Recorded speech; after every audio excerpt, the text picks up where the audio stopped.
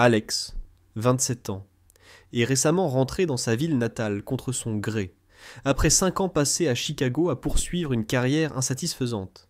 Il habite dans l'ancien appartement de ses parents, situé à 2 pâtés de maison du lycée dont il est diplômé. Il travaille dans un garage local, ce qui n'est pas idéal, mais au moins cela lui offre un travail honnête. Quelques jours seulement après avoir pris son poste à temps plein, il a fait une rencontre inattendue un mardi. Quittant l'appartement tôt pour aller prendre un café près du parc, il a aperçu May de l'autre côté de la rue, près de l'aire de jeu. Vêtue de noir, les cheveux attachés en queue de cheval, elle tenait la main d'un enfant, le fils de Tommy. Alex a été interloqué, incapable de la reconnaître pendant un moment. Elle paraissait vide et sans vie, dénuée de toute lumière intérieure, non pas à cause de sa différence physique, mais de son attitude. Son teint était pâle, son regard semblait lointain. Un jeune garçon lui tenait la main, mais elle réagissait à peine, fixant simplement le sol. Silencieuse, je restais là, mon café à la main, la chaleur s'estompant, comme si j'avais croisé un spectre, car en réalité c'était le cas.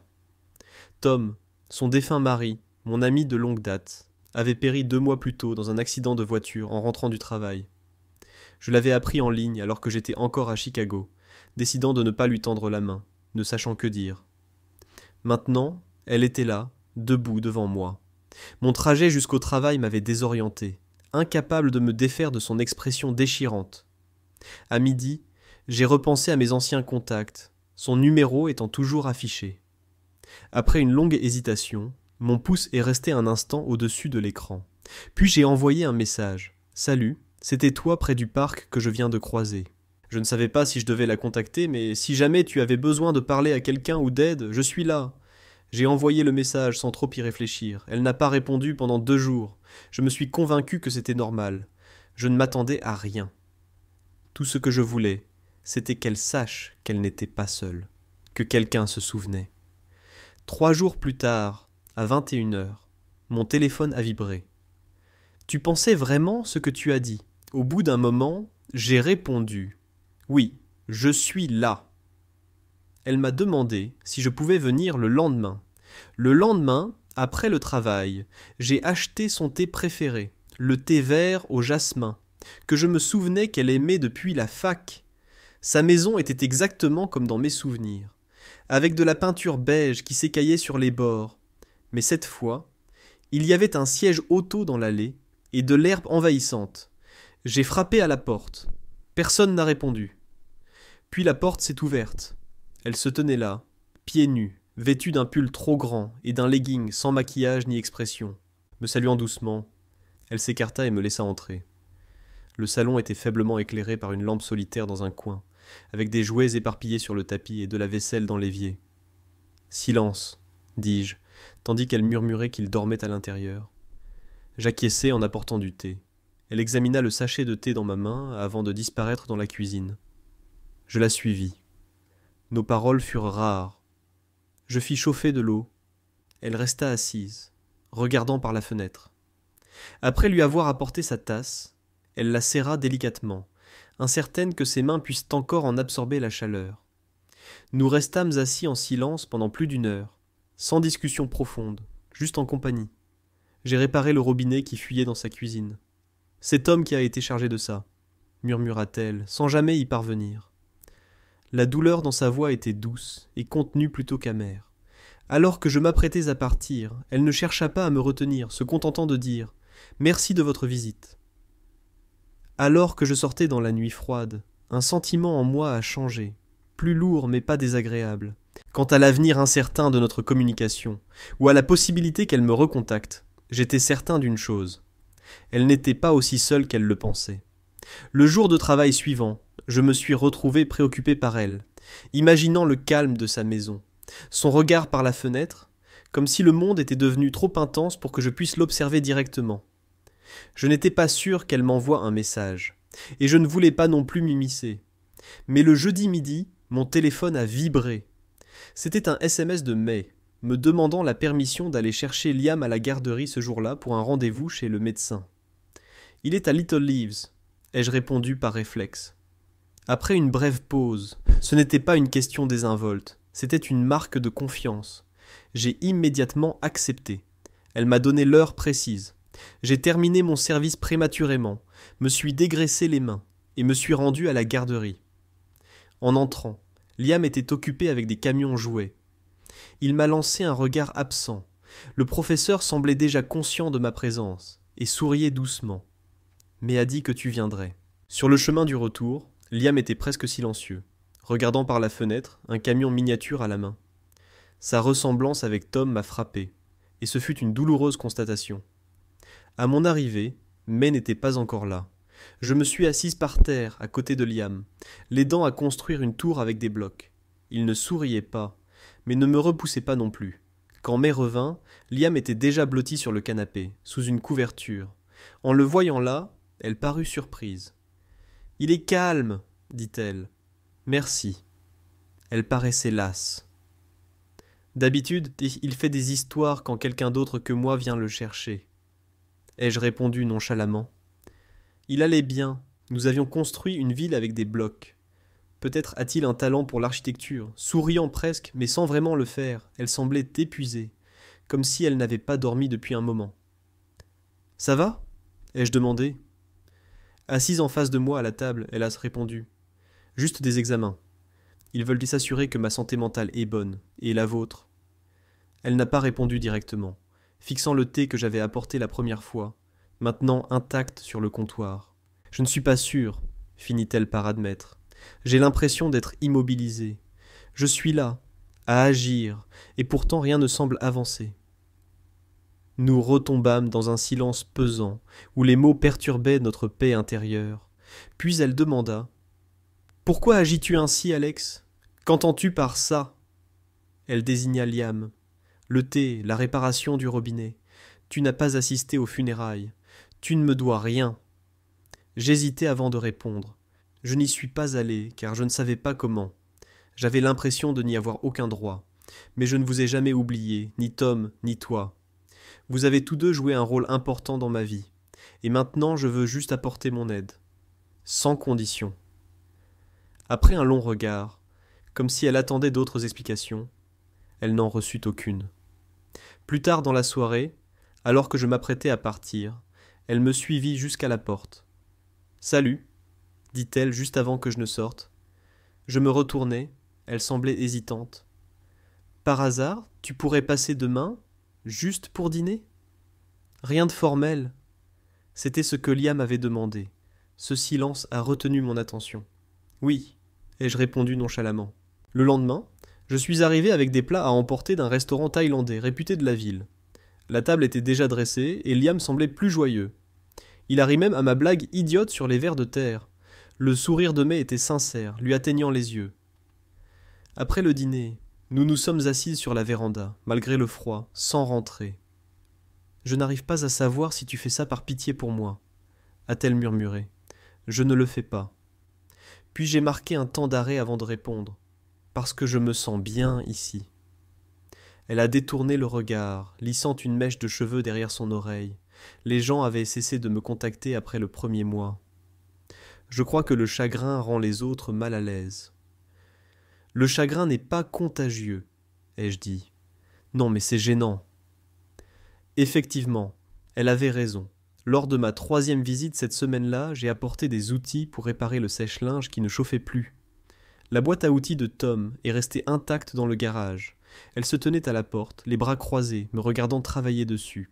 À un moment, je remarquai qu'elle m'observait, non pas de manière romantique, mais comme si elle essayait de discerner ma composition. « J'avais oublié à quel point tu étais sereine, » remarqua-t-elle. « Tu as toujours été comme ça. J'ai eu amplement l'occasion de garder mon calme. » Elle acquiesça d'un signe de tête. « Je t'envie. » Avant de partir ce soir-là, Liam se précipita vers moi et s'accrocha à ma jambe. Je ne savais pas quoi répondre. Je restai figé, puis me penchai peu à peu et lui rendis mon étreinte. Il murmura « Merci ». Je jetai un coup d'œil à May. Son expression suggérait qu'elle était au bord des larmes, mais elle les retint. « Demain » demanda-t-elle. « Oui », répondis-je. « Demain ». À la fin de cette semaine, je me retrouvai à interagir avec May et Liam presque quotidiennement. Ce n'était pas prémédité, les choses se déroulaient naturellement. Un jour, elle demanda de l'aide pour faire les courses. Le lendemain, je me portais volontaire pour tondre la pelouse, puis pour réparer une porte de placard endommagée.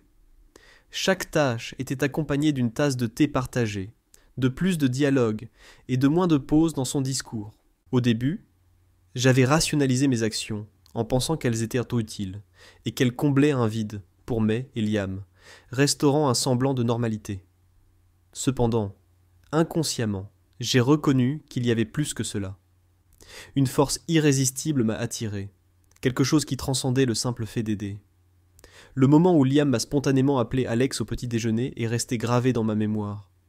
Le petit déjeuner se composait de crêpes brûlées, mais l'humour de ma blague sur le sirop comme du sang d'arbre a résonné en lui, et il m'a demandé si j'avais aussi du sang d'arbre. Mais a ri doucement. C'était son premier moment de véritable détente depuis que nous avions commencé notre routine de rapprochement atypique. Après le travail, je passais aider à préparer le dîner, mettre Liam au lit, et parfois partager un thé ou un verre sur la véranda. Sans obligation, sans étiquette, simplement coexister. Mais en vérité, je ressentais un vide les jours où je ne lui rendais pas visite. Mes pensées étaient souvent vers ses rires face à mes folies culinaires, ou vers ses douces réprimandes envers Liam quand il devenait trop bruyant. Parfois, lorsqu'elle me regardait comme si elle cherchait quelque chose, j'avais la poitrine serrée, comme je ne l'avais pas ressenti depuis des années. J'étais toujours prudent. Je n'essayais jamais de transgresser des limites que je n'étais pas là pour remplacer. Surtout pas Tom. Un soir, environ un mois après notre première conversation, nous étions assis dans le jardin. Liam s'était couché tôt après une journée épuisante à la garderie. La soirée était chaleureuse et printanière. Je réparais un panneau de clôture mal fixé lorsque May s'installa dans une chaise longue, serrant son thé contre elle.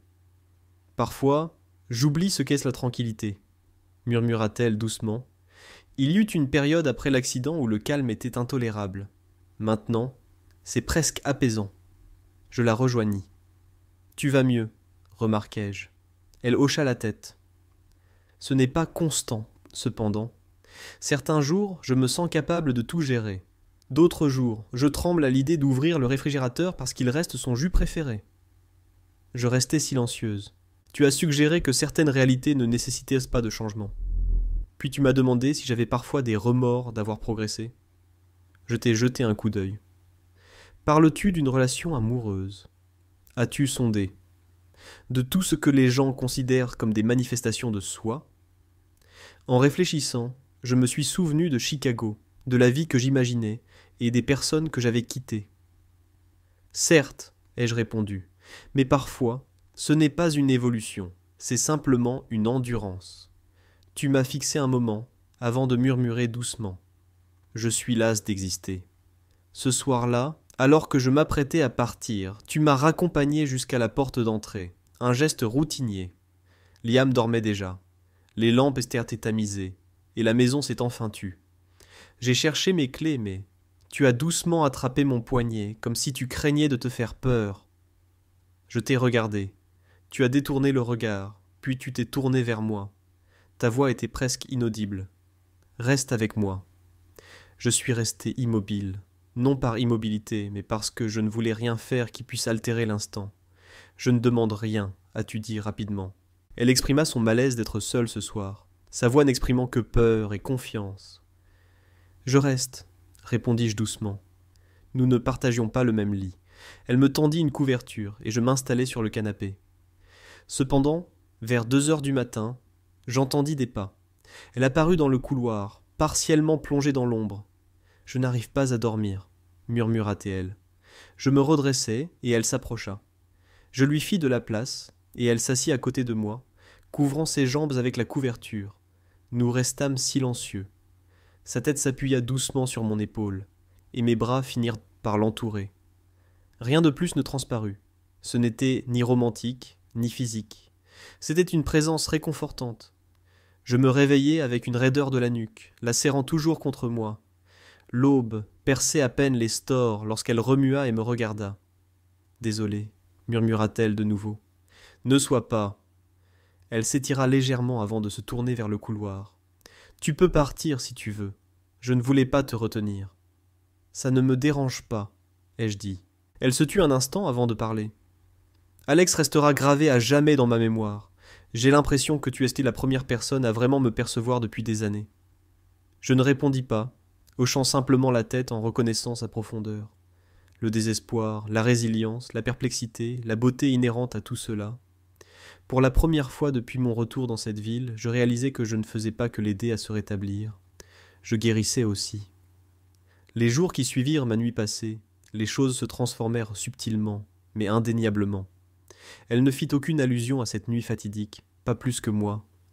Cependant, un changement perceptible se fit sentir dans son regard, et dans mes sentiments en franchissant son seuil. Le vide entre nous n'était plus seulement empli de tristesse et de silence, il y avait quelque chose de plus chaleureux, de délicat, et pourtant d'authentique. Je suis arrivé vendredi, un sac de course à la main. Une idée absurde me traversa l'esprit. Préparer un vrai repas pour elle et Liam. Elle m'accueillit vêtue d'un ample t-shirt noir et d'un jean, pieds nus, les cheveux encore humides de la douche. Son sourire apparut lorsqu'elle aperçut le sac. « C'est notre activité du jour ou les vendredis à la maison ?» demanda-t-elle. Je répondis nonchalamment.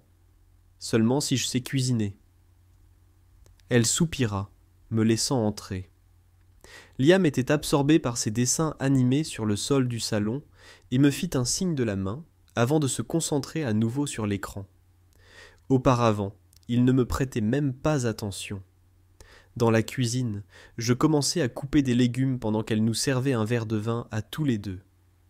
Malgré ses efforts pour maintenir une ambiance détendue, l'épuisement se lisait dans son expression. Il y avait des jours où elle paraissait énergique et concentrée, et d'autres comme celui-ci où la fatigue se lisait dans son regard. « Tu vas bien ?» demandai-je, sans lever les yeux.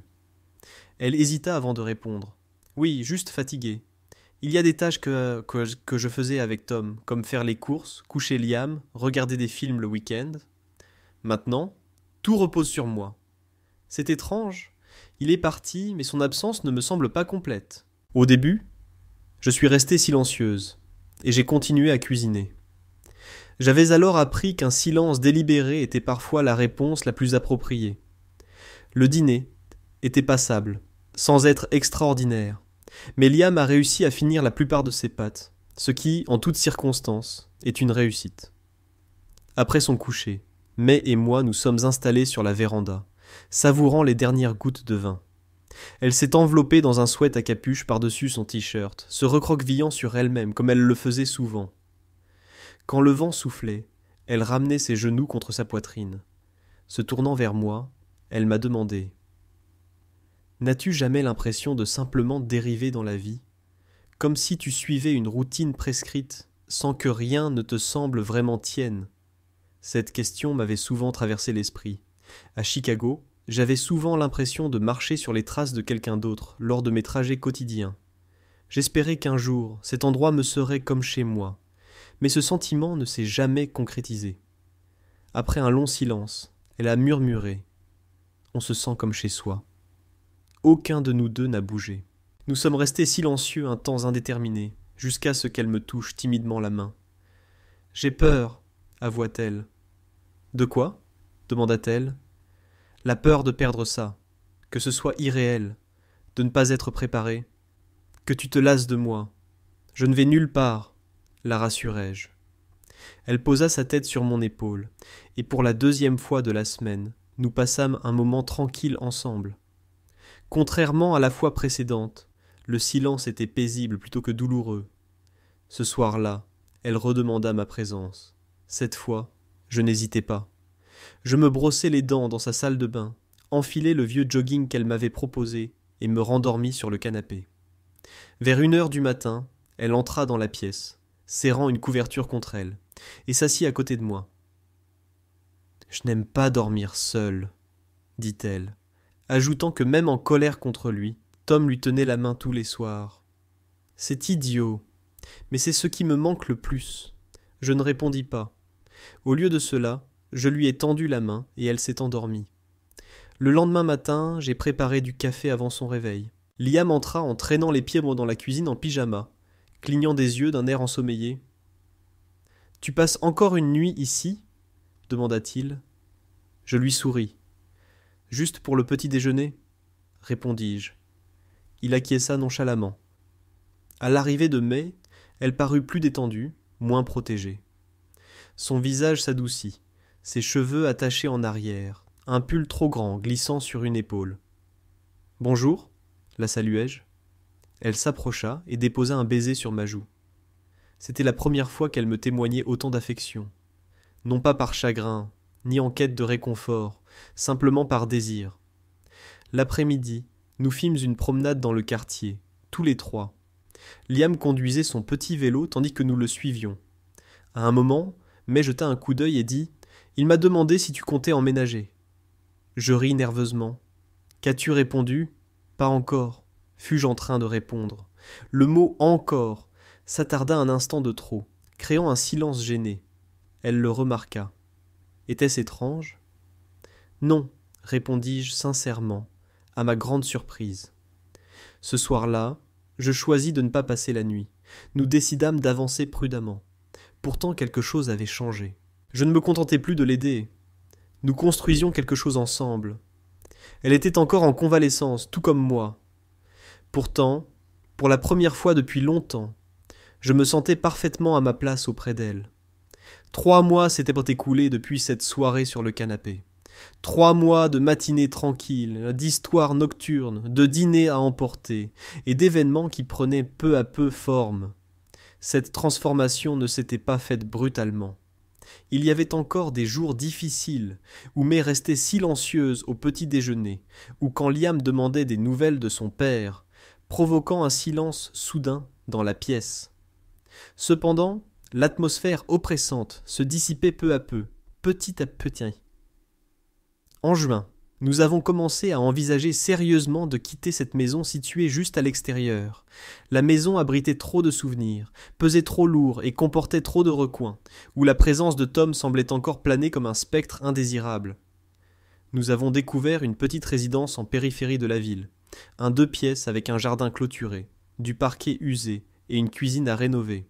Initialement imparfait, il semblait pourtant vierge, mais l'a parcouru en silence la première fois, ses doigts lui traçant l'entrée comme si elle imaginait une nouvelle vie entre ses murs. « Je crois que nous pourrions être heureux ici », a-t-elle déclaré simplement. Et c'était notre choix. Nous avons emménagé au cours d'un long week-end, sans grand pick-up, sans assistance, juste des cartons empilés à l'arrière de mon pick-up. Liam blotti entre nous, les jambes ballantes, serrant contre lui une plante en pot qu'il jugeait essentielle à l'épanouissement de la maison. Cette première nuit, dans notre nouveau chez nous, nous nous sommes tous assoupis, sur des matelas éparpillés un peu partout. Aucun rideau n'ornait les fenêtres, mais aucun meuble, si ce n'est l'essentiel. Pourtant, lorsque j'ai jeté un coup d'œil, et aperçu Mai blottie à côté de Liam, tous deux respirant régulièrement sous la douce lumière de la lune, je me suis senti plus à l'aise que dans n'importe quel autre endroit où j'avais jamais vécu. Peu après, Mai a décroché un poste à distance, s'occupant de la rédaction pour une petite entreprise le matin, tandis que je gérais la boutique et je revenais en fin d'après-midi. Nous avons adopté un schéma qui n'appelait pas de développement. Il s'imposait, tout simplement. Liam s'est mis à m'appeler Lex, un mélange de mon prénom et d'un prénom que seul un garçon de son âge pouvait concevoir. Je ne l'ai jamais corrigé. Un soir, en rentrant, j'ai trouvé Mai assise sur les marches du fond, pieds nus, contemplant le soleil couchant. Elle a levé les yeux vers moi et m'a souri. « Tu as l'air fatigué », a-t-elle remarqué. Je le suis. Elle a fait un geste vers la marche voisine de la sienne. Quand je me suis assise, elle a posé sa tête sur mon épaule. Nous sommes restés silencieux un moment, observant simplement le ciel viré à l'orange. Soudain, elle m'a confié. À un moment, j'ai cru que ma vie s'était terminée avec Tom.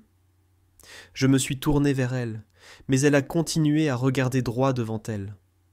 Je pensais que notre conversation était arrivée à son terme, que mon existence ne continuerait que pour Liam, ou pour l'amour, ou que toute nouvelle perspective était hors de portée. Et puis tu es arrivé, et ça n'a pas ressemblé à un sauvetage.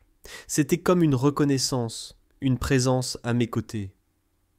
Je l'entourai de mon bras. Elle laissa échapper un lent soupir, et je sentis le poids s'alléger de sa poitrine. « Je crois que je n'aurais pas persévéré sans ta présence », commenta-t-elle. Après un bref silence, je répondis « Je ne suis pas revenu dans cette ville pour toi, mais il semble que mon chemin ait toujours été destiné à se mêler au tien. » Son regard soutint le mien avec intensité, et je remarquai une tranquillité dans ses yeux, une douceur délicate et pourtant sincère. Ce soir-là, après que Liam fut couché, elle entra dans le salon pendant que je réparais une chaise. Elle s'assit en face de moi, silencieuse un instant.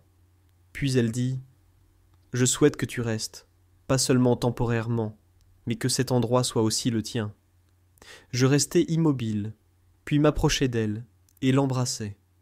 Le genre de baiser qui ne nécessitait ni musique ni bougie, simplement deux personnes qui s'étaient suffisamment affrontées pour en saisir l'essence. « J'habite déjà cet espace, » murmurai-je doucement. Quelques semaines plus tard, nous avons organisé un barbecue modeste dans notre jardin, invitant quelques voisins, collègues et connaissances conscients que quelque chose de merveilleux s'y préparait.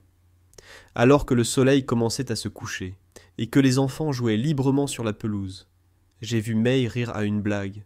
Ses cheveux étaient attachés en arrière, ses joues rouges. Liam m'a dépassé en courant, brandissant un pistolet à eau, en criant « Cachons-nous !» J'ai souri. Cette vie n'était ni ce que j'avais anticipé, ni ce que j'avais recherché, mais elle s'est imposée à moi subtilement et sincèrement. Nous n'avons jamais ressenti le besoin de parler de mariage, d'engagement ou d'échéance. Chaque jour, nous faisions déjà un choix l'un pour l'autre, et au milieu de tous ces choix, le chagrin a progressivement perdu de son emprise. May n'avait pas besoin d'être secourue, et je ne cherchais plus à être son sauveur. Nous étions simplement deux personnes qui ont découvert par hasard quelque chose qu'elles n'avaient pas cherché, et qui ont décidé de le chérir. L'histoire d'Alex avec May est une leçon profondément touchante. L'amour et la guérison peuvent surgir de manière inattendue dans les situations les plus improbables, lorsqu'on privilégie la présence à l'anticipation. De retour dans sa ville natale, Alex n'aspirait initialement pas à la compagnie. Cependant, sa rencontre avec May, une veuve rongée par le chagrin, a déclenché une étincelle profonde. Ses gestes apparemment anodins, comme réparer un robinet, faire les courses et partager le thé, n'étaient pas des gestes grandioses, mais ils lui ont apporté de la stabilité dans sa vie tumultueuse. Au fil du temps, leur lien s'est tissé à travers un silence partagé et une confiance progressive, illustrant que l'amour ne se résume pas toujours à des déclarations. Il peut être aussi simple que d'être présent, de reconnaître la douleur de l'autre et de rester fidèle. Le passage de May de la simple existence à une vie nouvelle, ainsi que la prise de conscience par Alex de son propre processus de guérison, souligne que les liens profonds de la vie naissent souvent d'une vulnérabilité mutuelle. Leur histoire, tissée de patience et de compassion, démontre que le foyer n'est pas un lieu, mais un lien émotionnel cultivé par des choix quotidiens, sans précipitation ni étiquette. Adoptez le courage discret d'être présent pour quelqu'un en période d'incertitude, confiant que la guérison peut s'épanouir dans des moments sincères et partagés. Qu'est-ce qui vous a touché dans l'histoire d'Alex et May ? Avez-vous découvert des liens surprenants au cœur de la perte ou du changement ? Partagez vos réflexions dans les commentaires, car elles éclairent notre communauté. Si cela vous parle, aimez, abonnez-vous et cliquez sur la cloche pour nous accompagner dans notre voyage à la découverte des profondes leçons de vie.